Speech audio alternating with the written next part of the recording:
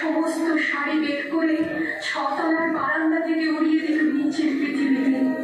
শাশুড়ি পরিয়ে দিয়েছেন তাকে সাদা থান।